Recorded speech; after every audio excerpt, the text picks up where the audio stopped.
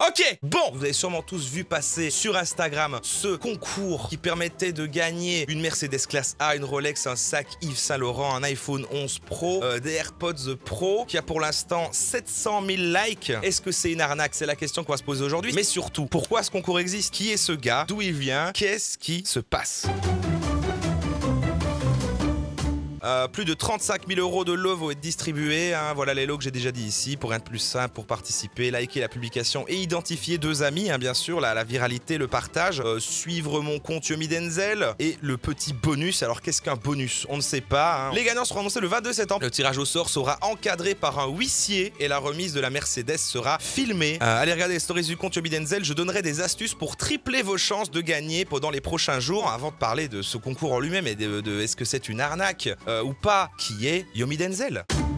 Je m'appelle Yomi, j'ai 22 ans, je suis né en Suisse dans le canton de Vaud à Lausanne et mon père venait du Nigeria, il était immigré, sans papier, ma mère elle a jamais fait d'études supérieures, donc quand j'ai grandi, on vivait dans un HLM au 8e étage, on mangeait des pâtes la plupart du temps, ma mère elle travaillait 10 heures par jour. Ici c'est l'endroit où j'habitais il y a 4 ans, la première fois que je suis venu habiter à Londres alors que j'étais encore un étudiant complètement fauché. Voilà, c'était juste celui-ci, le numéro 25 et puis voilà, donc on était 4 à l'intérieur et puis j'avais une chambre de genre 5 mètres carrés, il y avait juste la place pour mon lit et puis une petite étagère. Là finalement on peut se demander mais qu'est-ce qui s'est passé entre temps pour qu'ils puissent comme ça faire un concours Instagram et dire voilà, moi je vous offre une Mercedes, je vous offre plein de trucs super chers, qu'est-ce qui s'est passé? Une belle histoire de succès, c'est parti. Je m'appelle Yomi Denzel et au cours des dernières années j'ai réussi à lancer plusieurs business en ligne qui ont complètement transformé ma vie. Je me suis lancé alors que j'avais 20 ans et que j'étais un étudiant complètement fauché et aujourd'hui à 23 ans seulement je suis multimillionnaire, je gère plusieurs business dans plein de pays différents avec plus d'une dizaine de collaborateurs. Je suis récemment passé dans Forbes et à la télé. Et si je fais cette vidéo, c'est absolument pas pour me la péter. Si je suis à Paris aujourd'hui, c'est parce que j'ai une conférence qui est organisée aujourd'hui. J'ai aussi fait une conférence en Suisse et je voyage dans le monde entier. J'ai même eu l'opportunité d'aller étudier à Harvard. Donc vous me voyez avec ce t-shirt aujourd'hui parce que en ce moment-là, je suis en train de faire une formation complémentaire là-dedans. Et si je fais cette vidéo, c'est absolument pas pour me la péter. Et là, je suis en train de faire un petit peu du shopping pour toute la famille. Parce que voilà, je peux me le permettre maintenant. Comme vous le savez, j'ai changé ma vie grâce au business en ligne. Je suis multimillionnaire maintenant et ça fait tellement plaisir de pouvoir voilà, récompenser, redonner aux personnes. Et aujourd'hui, je vais faire quelque chose de dingue. Je vais tout simplement acheter une Rolex pour ma copine. C'est une blague à la Pablo.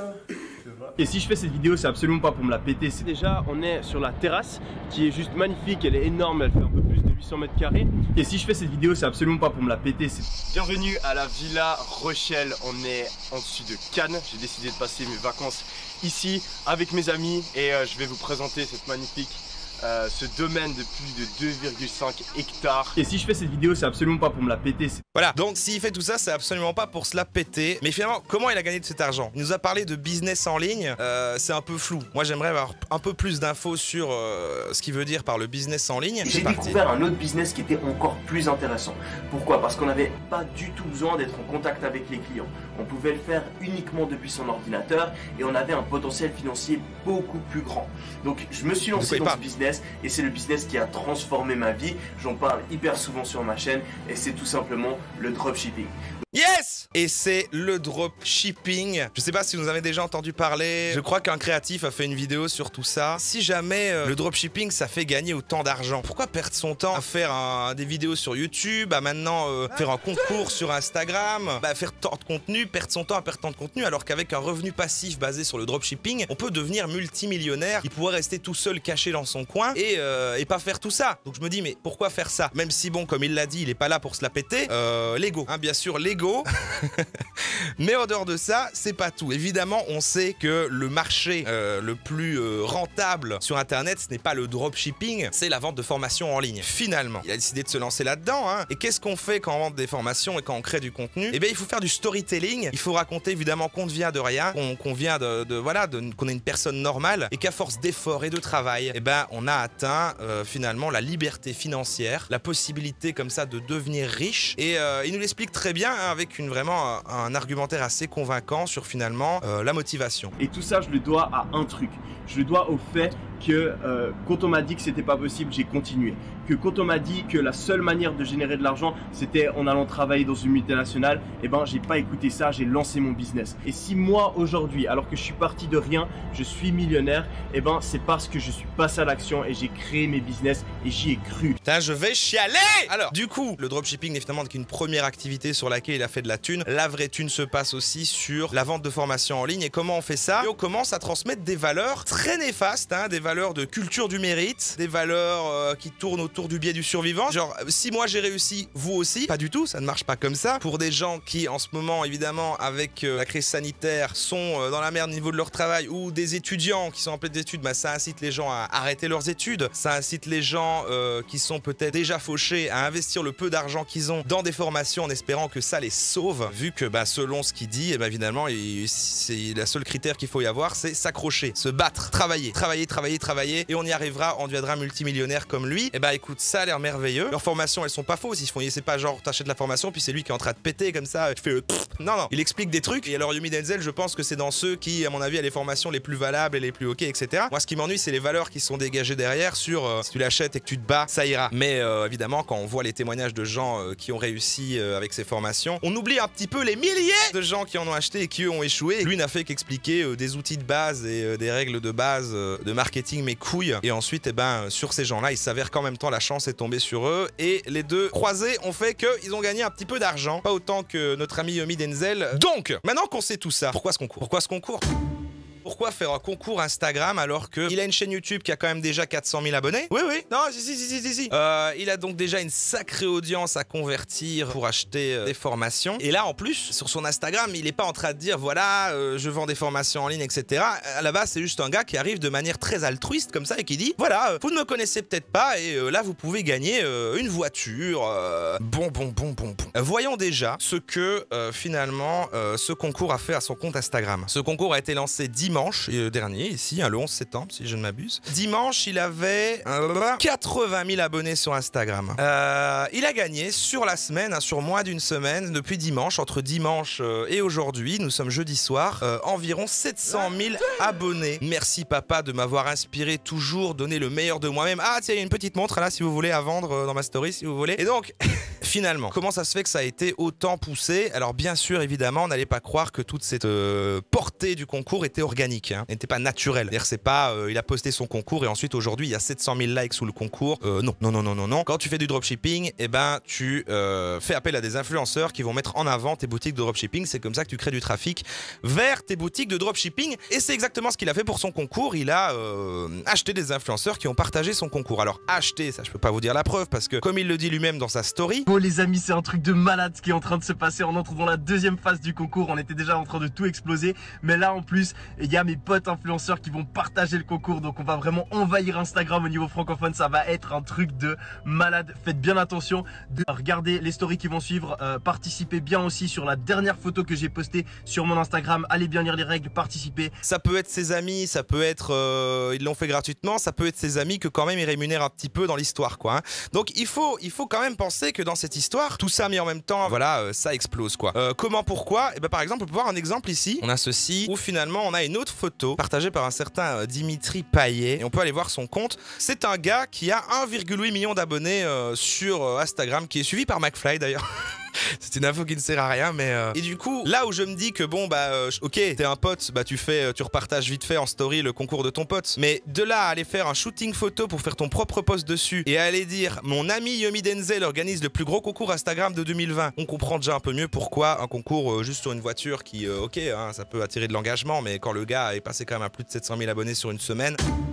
Il répète tout le temps ce truc de suivez les stories pour avoir des conseils, pour avoir plus de chances de gagner. Et c'est là qu'on voit comment il fait sa transition. Parce que bah, sa strat, c'est ok, j'ai chopé de 700 000 personnes, peut-être que dedans, il y en aura que quelques milliers qui sont pertinents. Et c'est là-dedans que je vais convertir les trucs. Parce que la grande majorité des gens qui sont venus liker son post ne savaient pas qui c'était et qui veut faire gagner une voiture, etc. Et du coup, il dit, mais suivez les stories, vous aurez des conseils, etc.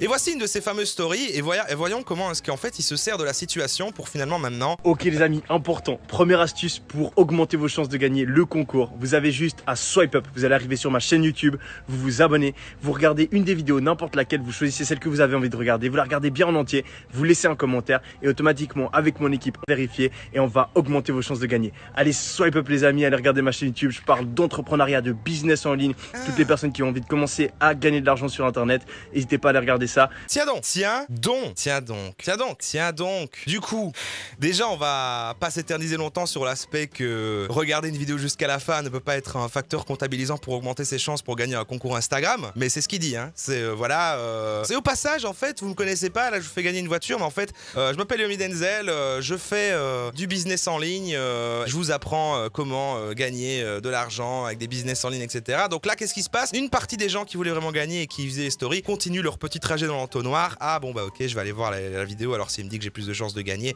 Beaucoup de gens parlent du fait qu'il a gagné 700 000 abonnés sur cette semaine, mais qu'est-ce qui s'est passé sur YouTube? Eh bien il faut croire que là, il en avait 339 000 et déjà ce jeudi aujourd'hui, il en a 400 000. Et là quand même déjà gagné 60 000 personnes qui sont venues parmi les 700 000 d'Instagram. Parce qu'avant sa moyenne c'était un cas par jour. Et ici qu'est-ce qui s'est passé? 26 000, 29 000, 5 000. Et du coup ça continue de monter. Et bien sûr là c'est parti. Ils ont commencé par un concours, ils voulaient gagner une voiture. Ensuite ils ont voulu plus de conseils, gagner une story. Ils sont tombés sur la vie de luxe de ce gars-là qui à la fin leur propose une formation gratuite. Ils vont peut-être pas devoir toucher la formation gratuite mais ils s'abonnent. Ils vont regarder d'autres vidéos. Un peu plus tard il y aura une formation gratuite. Formation gratuite qui sert ensuite évidemment à donner un petit goût de trop peu pour ensuite passer à la vraie formation parce qu'on est convaincu. Et ensuite on va acheter la formation. Et finalement voilà, on perd constamment des gens en route mais il y en a qui restent. Il y en a qui restent et là qu'est-ce qu'il a fait? On arrive sur des trucs comme ça. On arrive sur des trucs un peu dégueulasses comme ça. Avec comment créer sa première boutique e-commerce rentable en 30 jours. Rejoindre la formation. Voilà, c'est devenu un héros. À l'heure actuelle, j'ai généré plus de 10 millions de chiffres d'affaires. Yomi Denzel a lancé son premier business à 21 ans alors qu'il était encore étudiant complètement fauché.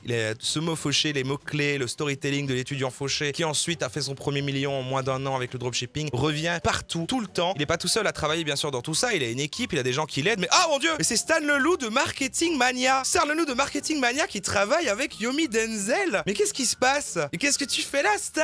Mais enfin, mais expert en copywriting, il possède la chaîne YouTube Marketing Mania et a généré plusieurs millions. Attends, t'es millionnaire aussi, Stan? Mais tout le monde est millionnaire, mais c'est dingue. Comment je génère plusieurs dizaines de milliers d'euros par mois grâce à mon business en ligne? Et surtout, comment je fais des sites si dégueulasses? Vous pouvez l'apprendre dans ma formation. Maintenant, vous pouvez devenir millionnaire en dépensant le peu d'argent qu'il vous reste dans ma formation avec un taux de réussite dégueulasse. Mais jamais on en parlera parce que nous, ce qu'on met en avant, c'est les témoignages des gens qui réussissent, qui sont une secte, hein, parce qu'ils ont tous le même t-shirt, hein, c'est vraiment flippant, ils ont tous un t-shirt Yomi Denzel, et voilà, hein, ici on en a 6, sachant qu'ils vendent des centaines de formations par jour, ça ne prouve pas vraiment que ça marche, hein. Ce qu'on oublie un petit peu, c'est que là vous vous dites, ouais, ça va, si même vous avez participé au concours, vous vous dites, bon au pire, je vais rien gagner, ouh là là, alors que vous ayez juste interagi avec son compte Instagram, ou pire, si vous avez quand même été faire un tour sur sa chaîne, avec les stories, vu qu'il incite toujours à y aller, tout ça, c'est des points d'impact pour du retargeting, parce que qu'est-ce qui va se passer? Bah c'est que maintenant que vous avez interagi avec le contenu de Yomi Denzel, oh il va pas vous lâcher, hein. Il va pas vous lâcher, maintenant que vous avez interagi avec ça, tous les gens qui ont liké cette publication pour participer au concours, qui ont commenté, qui ont ensuite été voir la chaîne, qui se sont abonnés, attendez-vous bordel de merde à avoir de la publicité sponsorisée dans votre flux Instagram Yomi Denzel, à avoir des pré-rolls YouTube Yomi Denzel avec tout le temps des trucs de genre hey,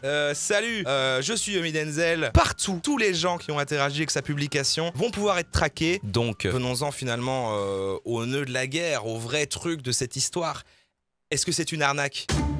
Est-ce que c'est une arnaque ce concours? Est-ce que finalement il fait tout ça pour du trafic et que derrière il va rien donner, etc.